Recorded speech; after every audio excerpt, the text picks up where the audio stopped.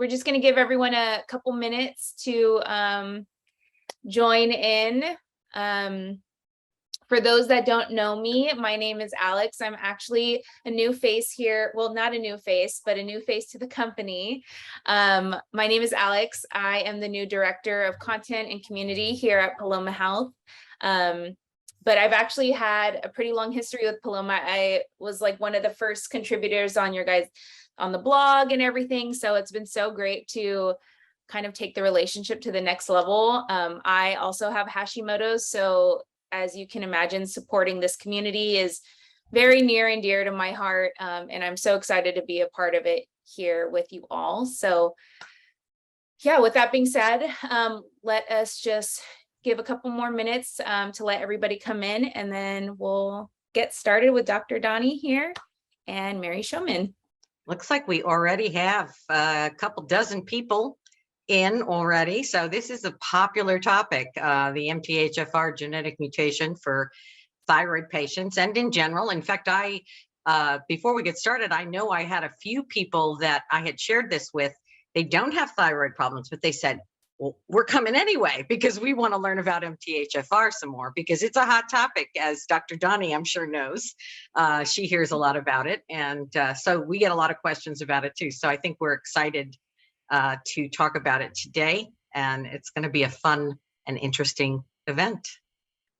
First of all, I want to welcome Alex, because she, as she said, she's new to Paloma as in terms of helping run the company's marketing and communications, and this is her first speaker series. So welcome. I've been at this for quite a while, so I'm excited to have a new co-host in the co-host seat, and we are really thrilled to be doing this on MTHFR as one of our ongoing series of Paloma speaker series. And just for those who may be new to Paloma, Paloma is a virtual medical practice focusing on hypothyroidism. We have doctors that serve patients around the country. We have home test kits. How convenient can that be? You can get your thyroid panel done at home, and very inexpensively and affordably and very accurately. We have an incredible supplement. We have nutritionists, and we have information. And that is what today's event is all about, is sharing relevant, life-changing, actionable information that can really help you live your very best life with hypothyroidism.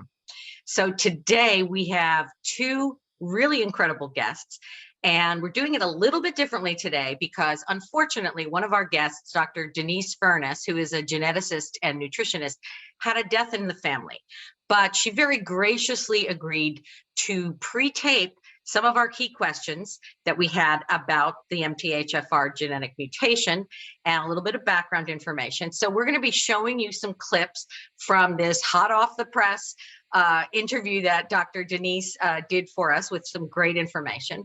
And then we also have live in the studio with us, Dr. Donnie Wilson, who's a functional nutritionist and certified autoimmune coach. So we are so thrilled to have access to these two incredible women with great information, and they're going to really open our eyes and fill us in with what we need to know about the MTHFR mutation. So I think we're going to start out with a little bit of background on Dr. Denise. So I'm going to just give you a little overview, and then we're going to cut to her video where she tells us a little bit more about her background and her interest in MTHFR. So Dr. Denise Furness comes to us from way down under. She's Australian, and she's a functional geneticist, nutritionist, and a pioneer in the field of nutrigenomics and personalized health. So she's been in the field for 15 years. She started out as a research scientist who focused on folate metabolism and methylation and the DNA damage that relates to pregnancy and health. And over the years, her research really expanded into covering vitamin D, immune markers, and oxidative stress. She has published her work in a variety of peer-reviewed journals. She's won a number of awards for her research and her conference presentations. And back in 2012, so 10 years ago, she founded Your Genes and Nutrition and began applying her knowledge in private practice, working with individual patients.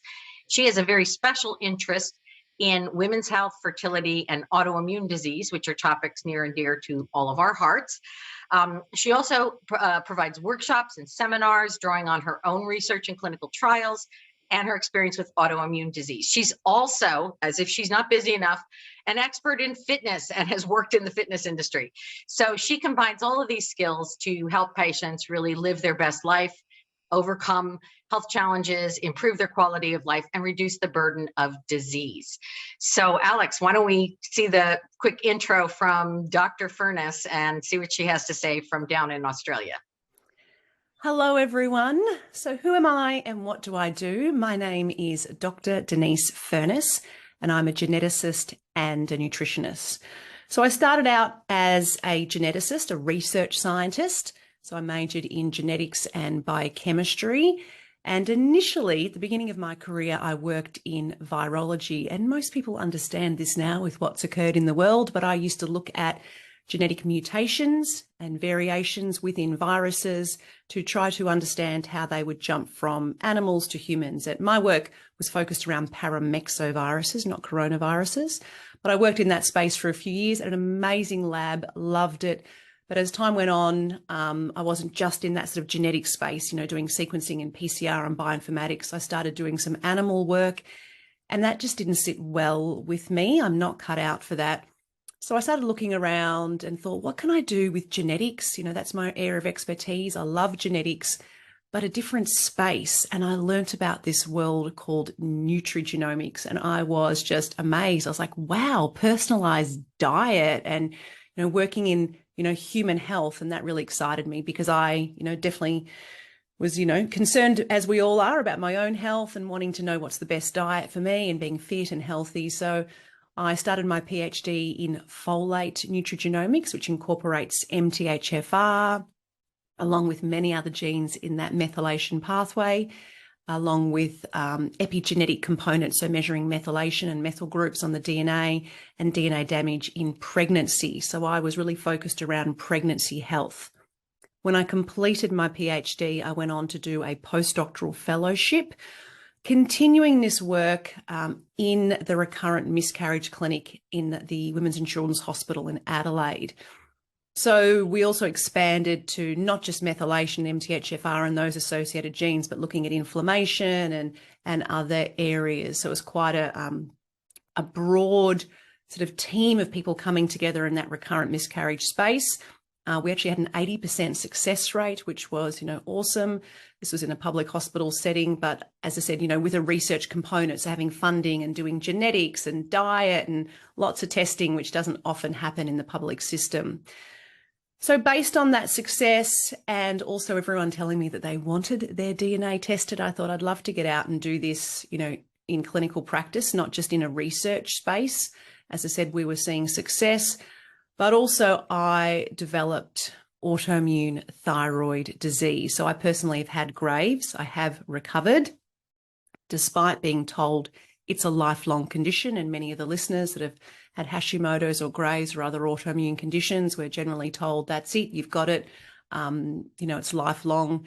However, that didn't seem to sit well with me. My knowledge of genetics and cellular biology, our bodies are always adapting, changing. We're dynamic. We're not static, beings.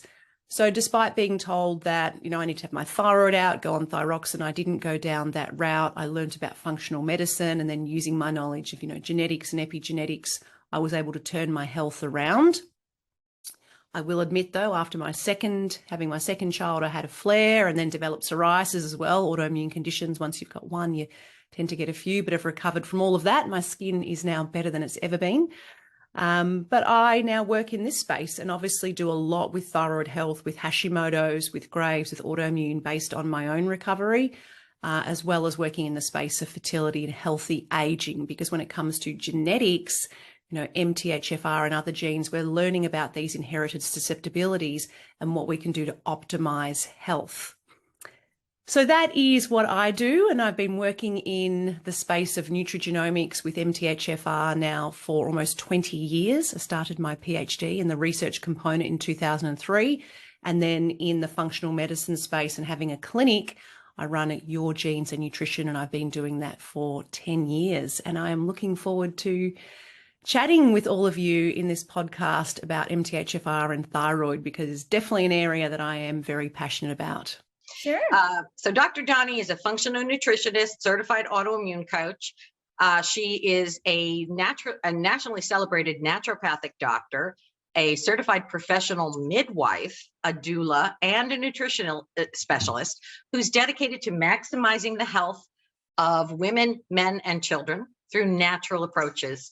She is a doctorate in naturopathic medicine from Bastyr University, as well as a bachelor's degree in nutrition and a bachelor's in science from Oregon State University. So pretty heavy duty credentials. I'd like to welcome Dr. Donnie Wilson. So Dr. Donnie, why don't you tell us a little bit more about your background and how you came to be interested in MTHFR mutations and thyroid and all of those factors? Sure. Yeah, so I've been a naturopathic doctor for 22 years, and I've specialized in all those you were just mentioning, various health issues from fertility and autoimmunity and fatigue and anxiety, all of the above. And maybe about 10 years ago, that was, I think, when a lot of the research about MTHFR was coming out. I also figured out that I have 2 MTHFR gene variations, and I was experiencing chronic migraines, which are associated with MTHFR. So I started researching it even from my own interest, and then just dove in deep and trained with Dr. Ben Lynch, and subsequently developed my own protocol for addressing MTHFR. So it started with my interest in my health, but now has become a specialty for helping my patients. So I've been helping patients with MTHFR and methylation for the past decade. So yeah. This is absolutely incredible information that we're going to be sharing, and from somebody who has really been doing it. And Ben Lynch is probably one of the best known people who has been looking at MTHFR kind of on a global basis. We see him all the time in the news about MTHFR. So to have had an opportunity to study with him and to do all of the research and to work with all of your patients and learn so much, I think it's absolutely fascinating. So I think what we're going to do, typically what we do with these speaker series is we have a number of questions that those of us at Paloma get together and brainstorm, and we want to make sure we cover sort of the basic information. And after we go through those prepared questions, then we will open it up to Q&A from those of you who are watching our broadcast. And so if you notice your chat box area, that is where you can enter questions at any time during the broadcast. Feel free to put your questions in the box. Alex and I will both be monitoring it to make sure that we capture your questions and can get to them. And Dr. Doni is going to be doing double duty because she's going to be helping us really field those questions once we get into the Q&A portion of tonight's event. But we're going to go ahead and get started with 2 questions that we had sent to Dr. Denise, I believe, and Dr. Denise is going to cover these 2 questions. First question is, what is an MTHFR mutation? So for those of you who are just not familiar with the concept, she's going to give us a little background on just what it is and the 2 different variants, the MTHFR variants, how common they are, how they differ. So she's going to give us sort of the MTHFR 101 perspective, and then we'll come back to Dr. Doni and learn more about the symptoms and conditions and implications of MTHFR in our health and life. The MTHFR mutation refers to a variation, a change within the DNA sequence or the genetic sequence of the MTHFR gene. So our genes are the instructions to make us who we are. And our genes code for proteins. They do the work. So in the case of MTHFR, it codes for an enzyme, that's the protein, an enzyme known as methylenetetrahydrofolate reductase. And the function of this enzyme of MTHFR is to convert one form of folate into another. MTHFR is very important because it makes 5-methyl tetrahydrofolate, so 5-MTHF. That particular form of folate is needed to balance our homocysteine levels and support all of the methylation reactions that occur in our body. So the way that it does this is that form of folate donates its methyl group. It sticks the methyl group onto homocysteine, then becomes tetrahydrofolate, and sort of goes around the pathway again. But it sticks that methyl group onto homocysteine. That then makes methionine, and that makes something called S-adenosyl methionine. And some of you may think of that as SAM or SAMe. That is the universal methyl donor that provides all of the methyl groups needed for all the methylation reactions in our body. And if you don't know much about methylation, it is needed for DNA synthesis and repair, for epigenetic things, so turning genes off and on, to metabolize our hormones, particularly estrogen metabolites, so potentially reactive estrogens need methylation to be cleared safely. It's also important for detoxification of other chemicals and heavy metals such as arsenic. If you're stressed and you make lots of adrenaline, we need methylation to help clear those stress hormones. It helps us making melatonin and energy. So methylation does lots. So know that that form of folate helps make the SAMe to support all of those methylation reactions in the body. The other thing that's really important to note is that form of folate produced by MTHFR is what directly helps keep our homocysteine levels in check. So homocysteine is an intermediate amino acid, and it's needed to make methionine as well as other amino acids.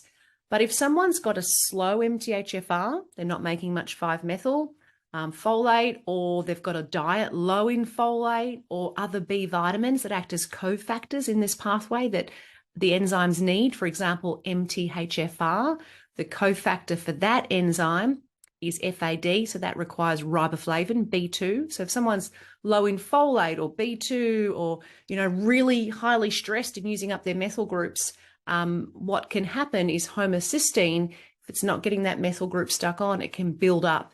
And homocysteine can become a bit reactive and cause damage to those endothelial cells that line our blood vessels. So it's linked with vascular damage that can increase risk for cardiovascular disease, cognitive decline disorders like Alzheimer's dementia, as well as pregnancy complications. And if you think the placenta is this highly vascular organ, we need all that blood and nutrients and oxygen going to the baby, removing the waste. So homocysteine can potentially be dangerous if it gets high, and it is linked with a number of health conditions. And folate, particularly 5-methyl, is essential for metabolizing that and making all of those methylation reactions via SAMe occur in our body. So that's what MTHFR does. It's an enzyme that converts one form of folate. The technical name of that form of folate is 5,10-methylene. It converts that form of folate to the 5-methyl, and that's the predominant form in our blood that supports homocysteine metabolism and methylation throughout the body. I just want to make one quick note.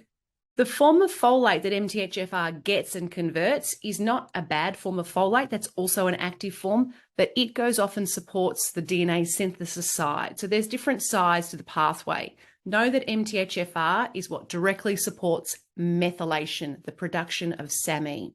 So hopefully that helps you understand the function. It's an enzyme that metabolizes folate. And when it comes to the word mutation, I urge all of you to think about using terminology like variation. From a clinical genetics perspective, mutation tends to mean that you've got a variation in the DNA that causes a disease. You've got the mutation that leads to Huntington's disease or some other clinical condition.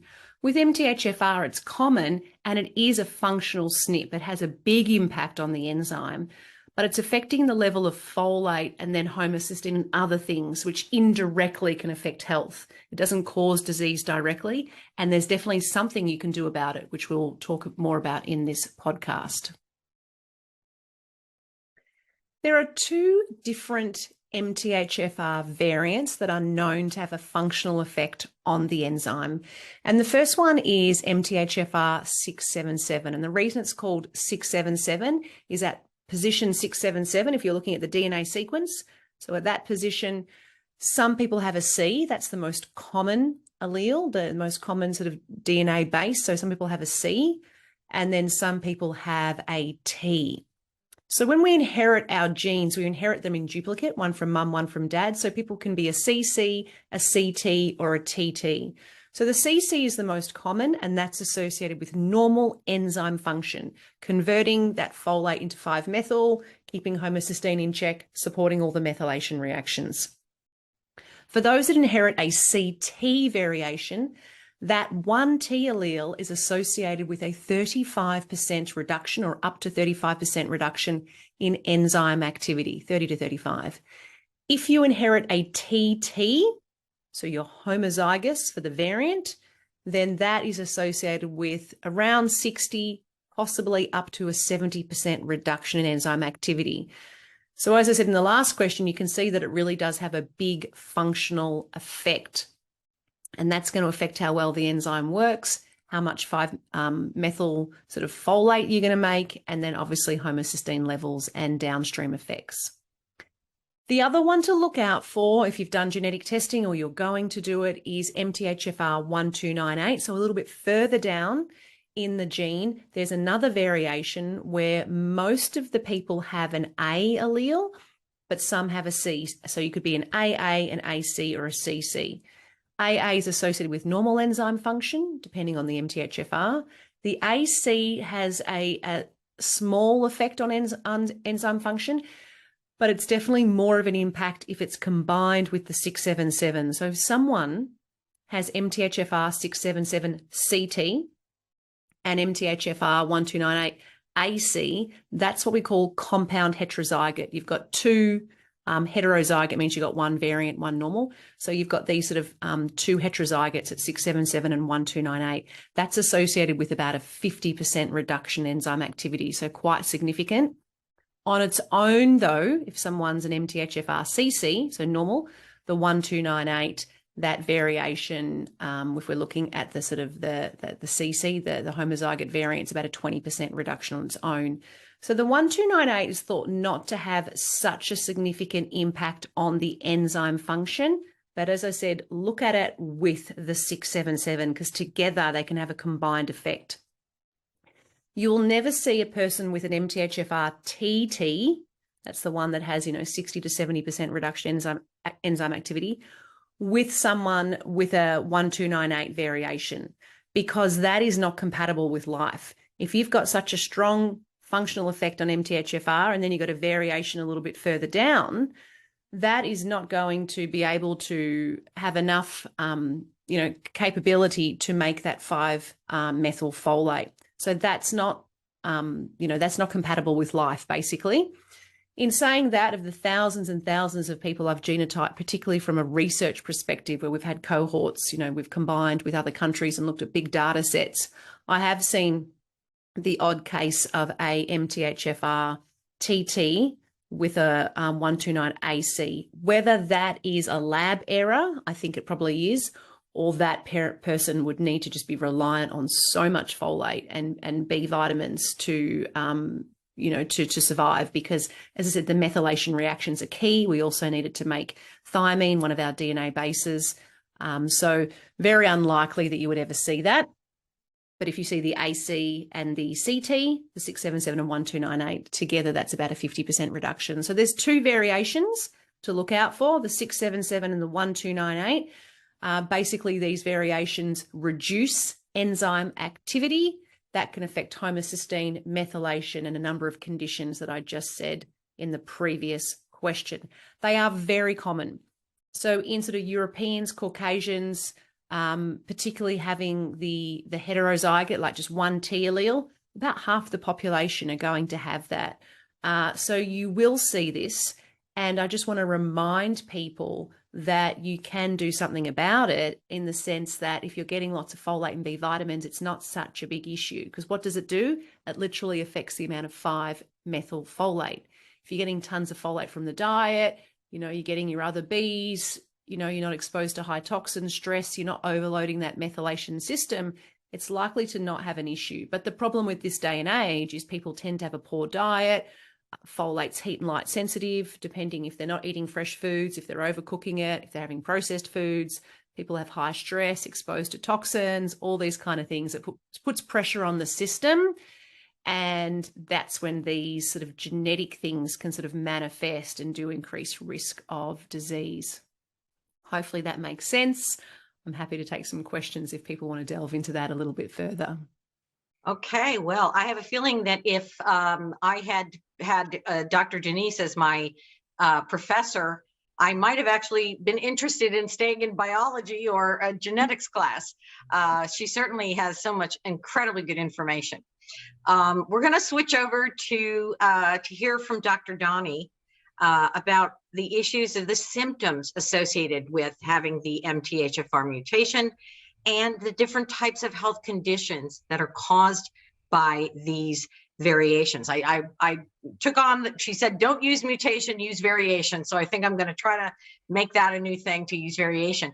And also, Dr. Doni, if you had any other thoughts about the things that Dr. Denise covered, feel free to share those. But otherwise, let's get into the nitty gritty. What kinds of problems, symptoms, conditions are we looking at with MTHFR? And it's important to, I think it's important to clarify, because I don't really think about it as symptoms of MTHFR, so to speak, because a lot of the symptoms or health issues potentially overlap with a lot of other causes, right? So let's say fatigue, for example, right? Fatigue is one of the most common symptoms that humans experience. And not everybody who has fatigue has an MTHFR gene variation. So we can't say, oh, if you have fatigue, you might have an MTHFR gene variation, but you might also have multiple other possible scenarios going on also. So I just want to clarify that it's not a specific symptom. So the symptoms it's not like, you know what I mean? Some conditions like where we go, oh, if you have this symptom, it's highly likely you have an MTHFR gene variation. It's not that specific, which is also why I think it gets missed a lot, because it's not easily identified based on a symptom. And it can be underlying a lot of different health conditions. If you think about it, the ones, and Denise mentioned some already, but some of the most common that we see in the research and clinically would be fatigue, also anxiety and depression. Those are common. Again, not everybody with anxiety and depression has an MTHFR gene variation, but it's something to consider if you do experience anxiety and or depression. That can extend to other kinds of mental health issues and sleep issues. I see patients with all different kinds of neurological issues, even children with attention disorders or adults with attention issues, right? So I would say basically most anything that involves your nervous system or neurotransmitters. And the way I like to think about this is, we heard Denise talk about methylation and SAM or SAMe. And what happens there is, I call methylation the B vitamin cycle. It just kind of breaks it down into simple language. Methylation is basically when all our B vitamins get together, what they do, what the B vitamins do. And what they do is they make this stuff called SAM. And SAM goes out into our bodies and does all this good stuff, including making and breaking down neurotransmitters. And neurotransmitters have to do with our energy, mood, focus, and sleep. So like, if your energy, mood, focus, or sleep is affected, you might have a disruption in the use of your B vitamins. Now, methylation can be an issue even if someone doesn't have an MTHFR gene variation, not to confuse you even more, but methylation can be an issue for people who don't even have an MTHFR gene variation. And so I think it's an important thing for all of us to be aware of. Methylation is also important for detoxification. So if you think about, okay, if methylation is not going smoothly, whether that's because of MTHFR or a different issue, we might see symptoms or health issues we associate with toxicity, right? So that also could cause fatigue, that could cause brain fog, that could cause also like migraine headaches, which is what I experienced for many years. It can cause other symptoms associated with just not metabolizing toxins well. Also, we know that MTHFR is associated with, like, some of the original research was on increased risk of what are called neurotube defects, which is when a baby is forming, when the embryo is forming into a baby, that's the formation of the nervous system. And if we don't have enough folate, that can be affected. So we see not only increased risk of neurotube defects, that's why so many people know about taking a prenatal vitamin with folic acid, but the problem is if folic acid, people who have MTHFR gene variation don't use folic acid effectively. So if you have MTHFR, you're not going to want to take folic acid. Forget it. It's not going to be used effectively. Use folate, and then you're going to be preventing the neurotube defects. But as Denise was also mentioning, MTHFR and methylation issues are also associated with increased risk of miscarriage. So if you've experienced a miscarriage or you're trying to get pregnant, it's an important thing to address. Also, I do a lot of my work around abnormal pap smear. So if any of you have HPV or abnormal pap smear, like dysplasia of the cervix or other cells, that also has been associated with MTHFR and methylation issues. And by addressing it effectively, we can prevent those issues. It's also been associated with like more chronic issues like diabetes, heart disease, strokes, risk of blood clots. In general, diabetes, dementia, and cancer have all been researched associated with MTHFR. Not to scare you, but to just say methylation is important to our bodies, right? We all kind of know B vitamins are really important, but now we see if we don't have effective use of our B vitamins, it has a lot of potential for causing issues in our bodies in different ways, and it's different for each person. Incredible. Wonderful information, Dr. Doni. Thank you so much for explaining all of that. And I think that the point that I think that really we want to emphasize is that it isn't that there is a series of symptoms that point to MTHFR mutation or variation, but rather that underlies so many different health conditions, disease processes, and things that being aware of it as its own function is so important for our overall health. And in particular, it sounds like autoimmune and hormonal health. Great. Okay, we are going to jump over. We had asked Dr. Denise to talk about how the MTHFR genetic variation can affect the risk of developing autoimmune diseases like Hashimoto's thyroiditis, obviously one that's of great interest to our Paloma viewers. So let's go ahead and see what Dr. Denise had to say about the MTHFR and autoimmune thyroid disease. MTHFR can affect or influence our risk of autoimmune disease through many different sort of indirect pathways, as I've mentioned.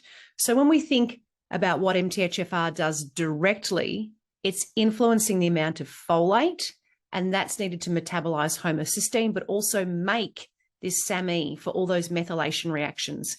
If methylation is not occurring as it should in the body, what can happen is, chemicals and toxins can build up. We can't manage our stress hormones, which can trigger, chronic inflammation in the body. We're not sleeping properly. It's all of these things that link into the development of an autoimmune disease. So if you think about what causes an autoimmune disease, there's the genetic component, an environmental component, and then something that triggers the immune system. From a genetic component directly, if we're thinking about Hashimoto's and thyroid autoimmune disease, there are HLAs, human leukocyte antigens. So some of us have variations that mean that our genes, our HLAs will recognize, for example, our thyroglobulin, and we might start making antibodies. In relation to gluten, people know that if you have, the HLAs, it's a lot more common, and even conventional doctors often test this, but, looking at HLA DQ8 or 2.5 or 2.2, they're the three variations in our HLAs that mean people recognize gluten and will actually mount an immune response and make antibodies to gluten. It's the same with Hashimoto's and other autoimmune diseases. We have these genetics that mean we have that susceptibility, that ability to create antibodies to our own tissues. So there's the genetic component, but then there's an environmental component and an immune trigger. I think MTHFR really comes in sort of from the environmental triggers and even the immune, because it supports the immune system. But MTHFR is so critical for supporting methylation. And if someone's methylation pathways aren't functioning properly, it's going to affect, as I've said in the other questions, levels of toxins. We know that when it comes to autoimmune disease, people are often more sensitive to chemicals and toxins. These are triggering that immune system, that chronic inflammation in the body. It's affecting our stress level. So it's all these other pathways. So when we're looking at MTHFR, we're thinking about the methylation pathway, and we need to think about not just the gene in isolation. Even if you're looking at HLAs, which affect autoimmune disease, it's not the genes in isolation, it's the genes with that person's lifestyle, symptoms, triggers, etc. If you've got MTHFR and your gut health is good and you're absorbing your nutrients and you're having, a low tox diet, lots of green leafy vegetables, you're getting in your other Bs, you do eat, animal products with B12, or you're, supplementing if you're vegan or vegetarian, you manage your stress well, you sleep well, MTHFR is unlikely to manifest or, be causing issues, imbalances in the body. But if you've got MTHFR and you're more susceptible to lower methylfolate, higher homocysteine, or methylation insufficiencies, and you're living a lifestyle that doesn't give you the folate and the Bs you need, or you're using up all your methyls because you are exposed to things, endocrine disrupting hormones that are triggering, that need to be metabolized, like estrogens. So we need to think about MTHFR in association with these other factors. So MTHFR doesn't cause Hashimoto's or autoimmune disease directly, but indirectly, it is one of those underlying things that could be a root cause or a trigger. And when we're thinking about functional medicine, getting people well, we want to be looking at these inherited sort of weaknesses and susceptibilities and areas. So for someone, they might actually be sort of so-called normal for MTHFR, their methylation genetically, like that's a strong area. They might have other areas, SNPs that mean they're, not making active, forms of vitamin D, that 125D that's needed for the immune system, or they're more likely to be pro-inflammatory because of other cytokines. So, using the genetics, you can identify which pathways probably need support, because from an autoimmune perspective, a number of things have, gone wrong in the body. The body's, out of whack, and we need to try to bring that balance back. And the methylation pathway is a crucial pathway that we want to investigate to determine if we need to work on that to get someone truly well. Let's take this more theoretical scientific information and take it down to the grassroots here. Dr. Doni, should we be getting screened for the MTHFR variation? If we're hypothyroid and or we have Hashimoto's or autoimmune disease, should we run right out and get screened to find out if we have MTHFR variations? It's a good question, and I can't say that everybody should have this test, mainly because it's one of those things, once you kind of like have that information, you need to be aware that you're kind of open up a can of worms, so to speak. So I always like people to be prepared that, because I get contacted by so many people who did a test for MTHFR and then they're left with, what am I supposed to do about this? And so I like for people to know ahead of time. I always feel like we only ever want to do any kind of test if we are prepared to address whatever the test results shows. And so, and because in the case of hypothyroidism and Hashimoto's in particular, I think what I would say is, like for my patients, because I commonly help patients also with low thyroid function and Hashimoto's and autoimmunity, what I would say is I might first go through some of the initial steps of addressing Hashimoto's, right? Like we might say, let's make sure we first of all get you on the right dose of thyroid hormone to get your levels stabilized. Let's address your diet. Are you having food sensitivities? Are you do you have leaky gut? Is there adrenal and cortisol issues? Because as what Denise is really saying, I completely agree with. What she's saying is that ultimately our health is partially determined by our genetics. less than 20% of what's going on with your health, so less than 20% of what's happening with hypothyroid and Hashimoto's has to do with the genes themselves. The rest of what's influencing your health and your tendency toward Hashimoto's is based on your what we call environment, lifestyle, or what I call your stress exposure, which is the stress exposure comes in the form of psycho-emotional stress, which is how we usually think about it. But I consider stress as also in the form of inflammation, let's say from foods that are reactive, in the form of toxins, in the form of infections, in the form of injuries. So it's our exposures in the world that have more to do with your tendency toward autoimmunity and low thyroid function. And of course, the stress affects adrenal function, which affects cortisol and adrenaline production. And so to me, we want to address those things first, because ultimately, if you do go and get an MTHFR test done, you're going to need to also get homocysteine tested. Denise has been mentioning homocysteine, which is a blood test, because if you know you have MTHFR, it doesn't tell us much until we know, is your homocysteine and is it healthy or is it imbalanced? If you have MTHFR and you have high or low homocysteine, then with my protocol, what I'm going to do to address your methylation is I'm going to guide you right back to these stress and lifestyle issues. The way to address MTHFR and methylation is to address your diet and inflammation, your toxin exposure, your metabolism, your B vitamin levels. That's how we're going to address MTHFR and methylation anyway. So just trying to be strategic, I might say address those things first. If you still are not getting your antibodies managed, or you're still not getting your thyroid managed, and you're like, could it be an MTHFR and homocysteine issue? Then yes, get it tested. But you see what I mean? Like, yeah, it's hard for me to say that everyone absolutely should get it tested. It's better to understand all the factors and be strategic about it.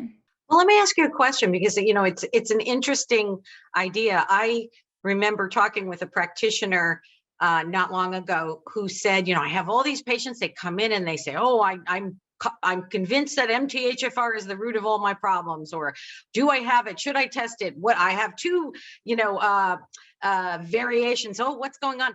And some of the doctors, this one doctor said to me, look, I tell people we can go ahead and test for it, but we don't have to, because either way, I'm going to tell you the same thing. I'm going to tell you to eat well, to focus on anti-inflammatory foods and supplements. I'm going to tell you to detox, to stay away from environmental toxins, to reduce your stress, physical and emotional and life stress, and to clean up your life, food, environment, and do everything you can to take care of yourself, because that is the way to prevent the MTHFR from, wreaking havoc on your methylation.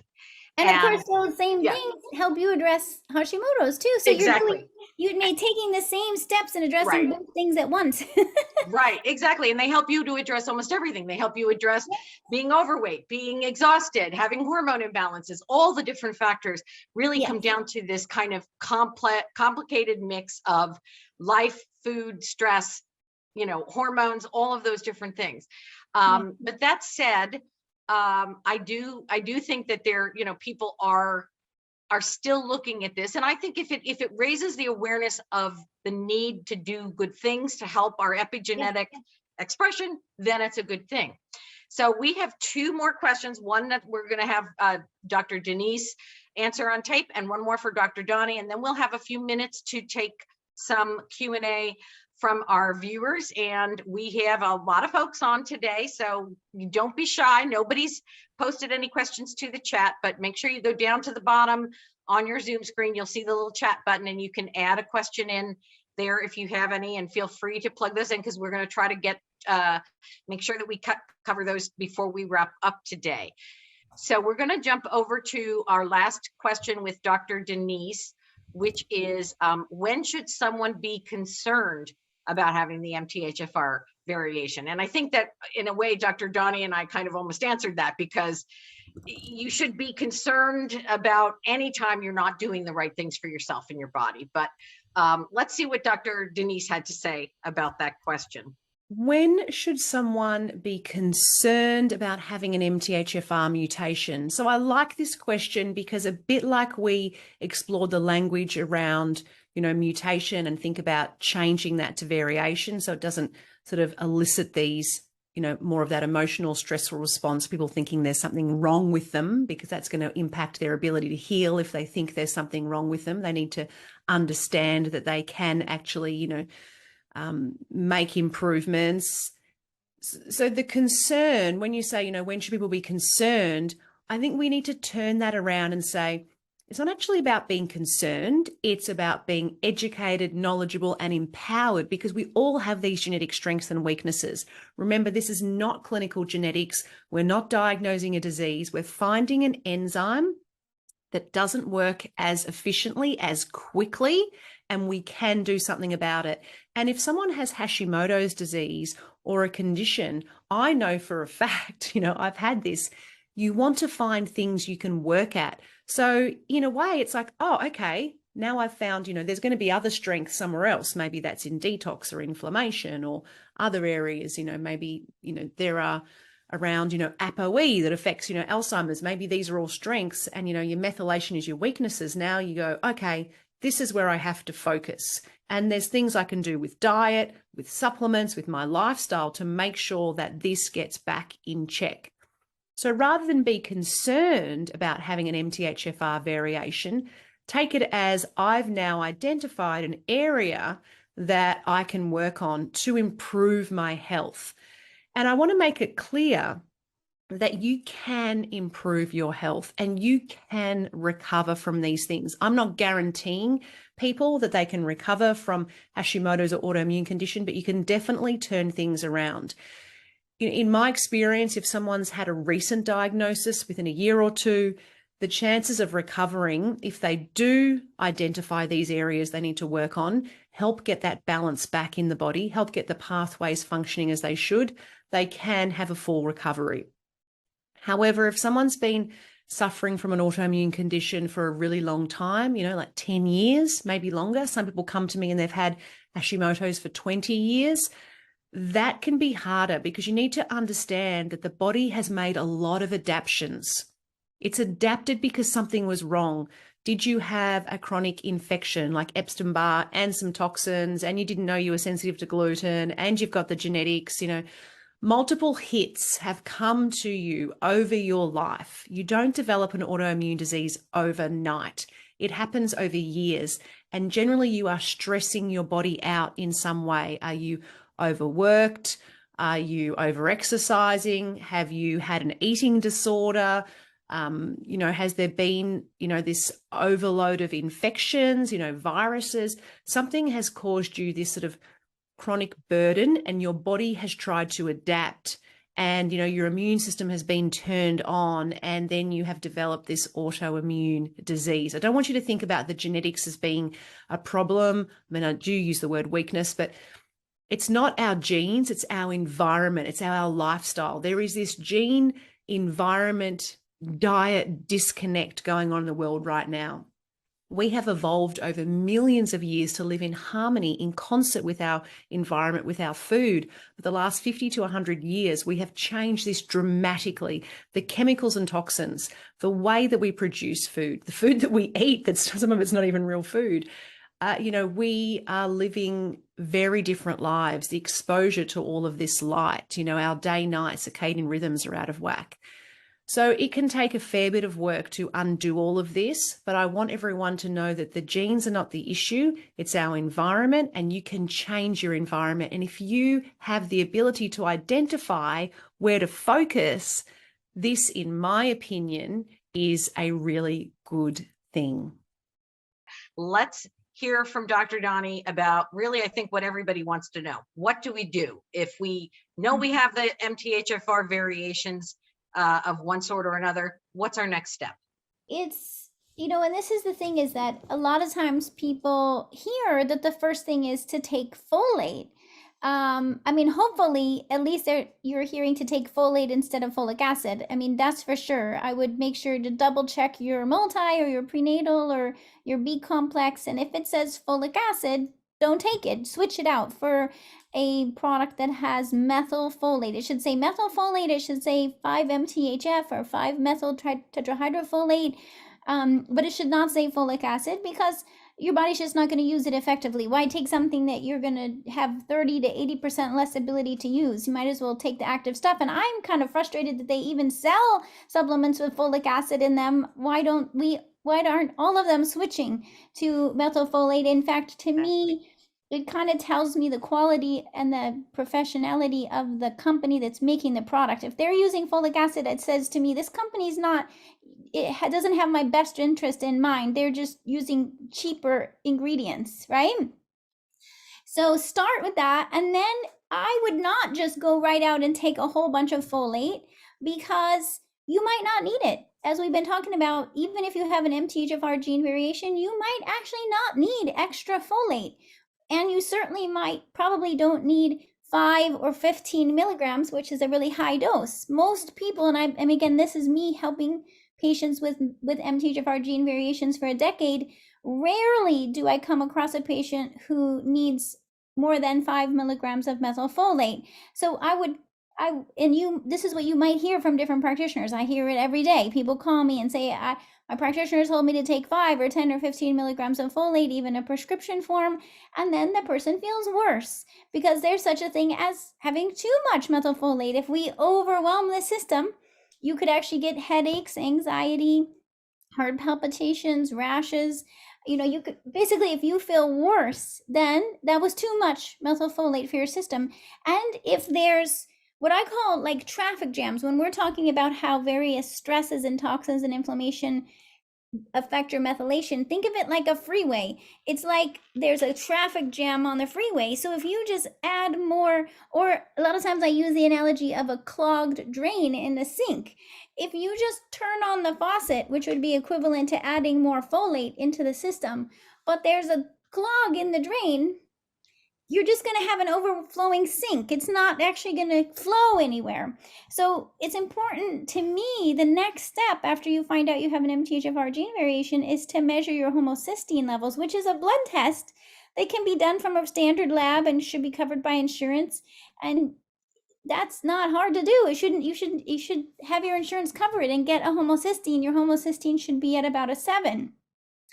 If your homocysteine's at 7, you're doing good. You don't have to take more folate. You don't have to do anything. That's a great sign. That's a really good sign to have a homocysteine of 7.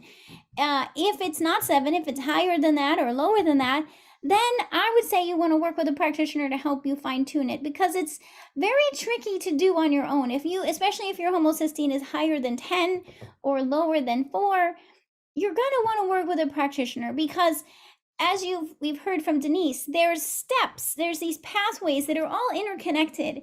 And what I ended up identifying, because I've done so much, training and work with this, I identified a step-by-step process, because my goal is always, I don't want my patients to feel worse, and I want them to benefit from what we're doing. So we need to go in a step-by-step process of finding out, are there traffic jams in your pathways?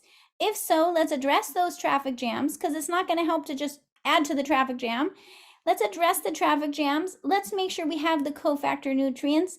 Let's make sure everything's going to flow well. And then we can see if we need to add more methylfolate or methyl B12, but we don't, that's the last step in the protocol. That's not the first step.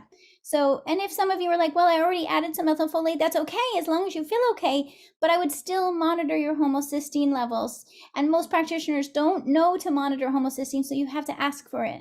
Wonderful. Thank you for that information. I think that clarifies a lot for me. And, and again, I keep hearing people saying they're blaming all their health issues on their MTHFR variation. And it always sounds to me like they're looking for some sort of smoking gun, when it really is just, as you said, a marker for a variety of things that we need to be paying attention to in the body.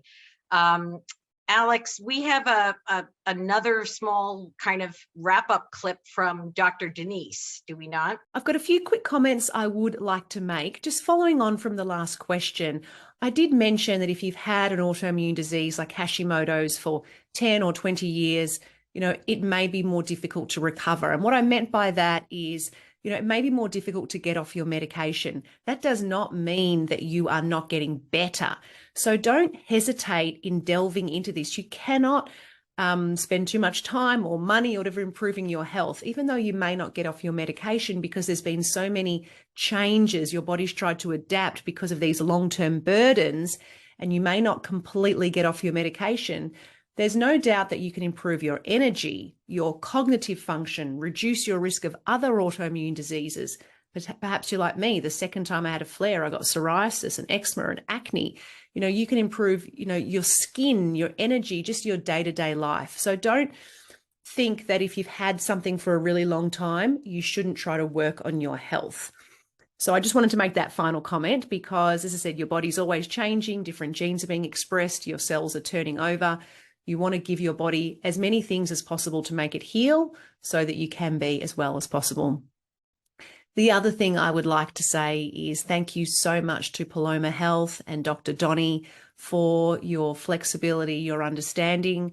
To the listeners out there, the reason this was cancelled a few weeks ago is my father passed away. It was his time. However, it just happened a little bit quicker than I thought, and I was in a lot of shock, and it has caused, a lot of changes. So I appreciate everyone's kind words and understanding. And yeah, thank you so much, everyone. That was good clarification from Dr. Denise. So I think we're going to jump over to, we have some questions coming in from our viewers, and I think we'll jump over to some of these questions. So Dr. Donnie, are you ready to go? Mm-hmm. One of the questions is, if somebody needs to take a methylated folate or methylfolate, is there a particular brand that you prefer or recommend? It doesn't have to be a particular brand as long as it says methylfolate. Right. And then you're looking for the dose. Like, I usually would want to start with no more than 1 milligram of methylfolate. And the other thing is, I don't usually give methylfolate all by itself because, again, all these B vitamins are working together in the B vitamin cycle, right? So usually if I identify that a person needs, if their homocysteine's like a little bit higher than 7, let's say, we might be using methylfolate, but we're going to use it in combination with methyl B12, riboflavin, which we talked about as an essential nutrient for methylation, as well as B6 and the other B vitamins. So I would usually recommend a formula that has a combination of these B vitamins together, because you want to make sure if you put in methylfolate that the body can effectively use it. So I'm more likely to use a combination formula. I have on my website and in my store, I have a methylfolate, and then I have also supplements, for example, like the there's like Thorne, for example, has a MethylGuard Plus, Zymogen, Designs for Health. These are high quality professional grade companies, and most all of them have a version that has these combination of B vitamins.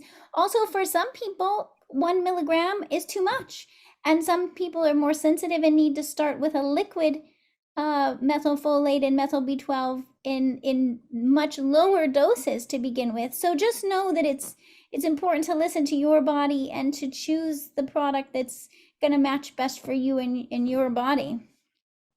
Okay, great. And then we have another question from SK, who's been on levothyroxine for 20 years for hypothyroidism and wants to know if there are any MTHFR variations that may be preventing the levothyroxine itself from working. Think of it more like, actually what we know is that levothyroxine, which is T4 is necessary for methylation. So, it's kind of like the thyroid and methylation affect each other in multiple ways. And so it's if you say chicken and the egg, there's no way to determine chicken and the egg. It's more like, let's get your thyroid dose optimal. So by monitoring your free T4, free T3, TSH levels, let's get your thyroid hormones optimal, because that gives your methylation the best chance to work well. And then let's also optimize your methylation so it gives your thyroid the best chances to work well. So I look at it that way. If you've been taking levothyroxine for a long time, I mean, this kind of opens up a whole nother conversation, but I would be looking at your TSH, free T3 and free T4 to make sure that that levothyroxine is actually getting converted to T3. And then I would look at your homocysteine to make sure that your methylation is working well. You see what I mean? So we have to look at multiple pieces of the puzzle to make sure they're all working together smoothly. I think we have one other question, and this is really for Alex and I, but somebody, Sally asked whether Paloma offers the tests and treatments to address the MTHFR gene mutation. And I think at this point, our test panel, our home test panel, is primarily for thyroid, and our doctors focus on primarily hypothyroidism treatment. It's not that they can't offer you good advice for some of these overview things, but I think when we're talking about honing in on something very specific like MTHFR, we're really talking about consulting with someone like Dr. Donnie to get a real focused approach to that. So Dr. Donnie, why don't you tell us where people can find you and where your website is and how people can get in touch with you for any follow-up they might want to do related to MTHFR. Oh, definitely. Here I can type it into the, let's see if I don't know if it'll let me type it into the chat here, but my website is Dr. Doni, DoctorDoni.com. I don't know if that goes to everybody or just to you guys. And then I was going to share this page on my website because I have a free masterclass where I teach some of what we talked about tonight about MTHFR and how to address it. And then I also have a 3-week MTHFR program where you can, learn how to do what I've just been describing. How do we do this testing? How to understand what it means? How do you address your MTHFR? So, yes, you could always meet with me one-on-one, but if you're like, hey, I'm not sure if I really need to go to that extent, maybe you just do the 3-week program and you can, the idea with that is for you to be able to solve this yourself and potentially not even need to meet with me one-on-one. Terrific. And so here's a piece of advice I'm going to have. One of our viewers sent a question. Kathleen said, I have a variant for COMT, which makes my COMT activity 40% lower. It's been recommended not to overdo methyl donor foods and supplements. This is difficult since I'm homozygous for the 677 gene TT. What are your recommendations? And this is a very specific question. That would take quite a lot of time, I think. Is that something that you can answer? Okay, because I was going to say you probably ought to contact Dr. Donnie and do a consult. Definitely. No, and I love it because what you're basically saying is you're pointing out sometimes we're just focused on MTHFR, but MTHFR is really the tip of the iceberg. If we are going to start looking at one gene, then we start going, this is why I say it's a can of worms, is because we go, oh, well, what about COMT and what about MAO and what about all the others? Right. And so this is what I teach in my masterclass and in my program is how do you understand not just MTHFR, but the influence of all these gene variations and how to address them all at once. It's like, it's like a completely integrated system. They're all interrelated, and it can be quite confusing and overwhelming if you look at it like you're saying, like, oh my gosh, how am I going to do this?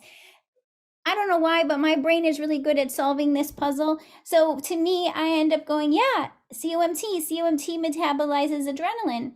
We need to measure your adrenaline levels and see if COMT is influencing your adrenaline levels. If so, we can address your adrenaline levels, same as we can address your homocysteine levels. So it's always remember that you want to look at the gene and then you want to test to see, is that gene affecting your health currently in your life? If so, we can use nutrients and herbs to help your body navigate around that situation. And that's the cool thing about all this, that actually for a long time we thought if we have a genetic variation or mutation that it's like we're stuck with that and we can't do anything about it. And now we know that's not true. By knowing what your gene variations are, you can get proactive about your health and solve it. You can go, oh, this is really exciting. So if some of you are like, hey, this might help me understand myself. And actually, the cool thing I find is when people understand their genetics and how it's influencing their health, it's very empowering. It's like we get a new level of acceptance of ourselves. We go, oh, that's the body I'm living in. And these are the steps I can take to improve my health. So it can be very empowering, which is what I read in that question is, yes, let's figure that out and let's solve that for you so you don't have to have the potential symptoms of these gene variations. You can do something about it and address it. I love it. I love it. Well, I think on that note of empowerment, I'm going to wrap things up from my end because we've gone a few minutes over, but it was well worth it for all of the incredibly good information that we got. And so I'm going to say thank you to Dr. Donnie. Thank you to our viewers with your great questions. Thank you to Dr. Denise for sending in her incredibly valuable videos. And I'm going to turn it back over to Alex to take it to the finale here. Yes, guys, again, thank you so much for joining. This was, again, a really excited, long-awaited event. This was actually one of our most popular topics, so super excited for all of you guys to be here. And again, if you have any questions as far as our thyroid kits or anything, you could go to palomahealth.com. And again, I went ahead and put all of Dr. Donnie's URLs for her websites in the chat. So go ahead and feel free if you want to work with her, explore more of that options. Her information is there. Again, thank you so much, guys. We appreciate you being here.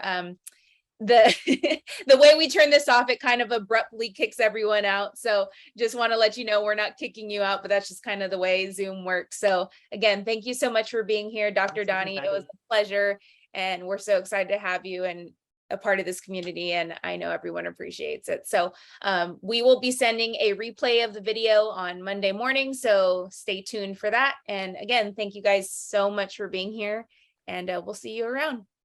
Thanks. Thank Bye, you. everyone.